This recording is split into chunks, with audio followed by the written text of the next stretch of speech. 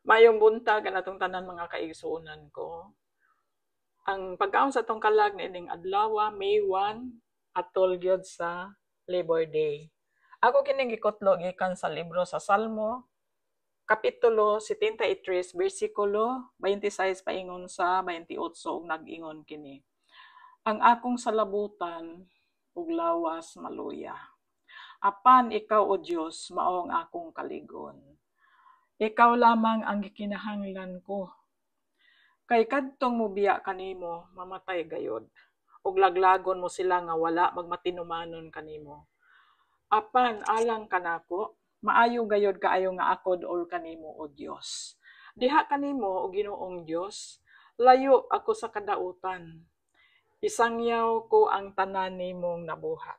Mga kaigsuonan ko, ako kining basahon sa English for the sake of the English people. And it says here, my flesh and my heart fail, but God is the strength of my heart and my portion forever. For indeed those who are far from you shall perish. You have destroyed all those who desert you for harlotry, but it is good for me to draw near to God.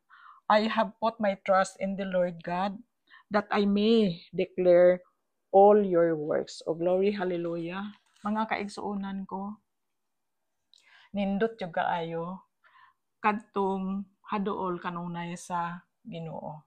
Kay siya lamang ang atong kusog. Bisan man tuod og atong panghuna-huna og atong lawas maluya. Pero just because of God, mahimo tang abtik. Praise the Lord, o hallelujah. Ang atong prayer nining kabuntagon mga kaigsuonan ko, atong iampo nga sa tanang panahon, haduol kita sa atong Panginoong Dios, bisan man tuod og magluya ta or magsakit, or weak na atong panghuna-huna. Pero para kanatong tanan, mahimo kitang abtik tungod kay ang Dios duol kanato. Oh, glory, hallelujah. Ug atong igasangyaw, ug among isangyaw Panginoong Dios ang imong tanan mong nabuhat mintras aduna pa kami kinabuhi nining kalibutan. Amen ug amen. To God be all the glory, mga kaigsuonan ko. God bless you all.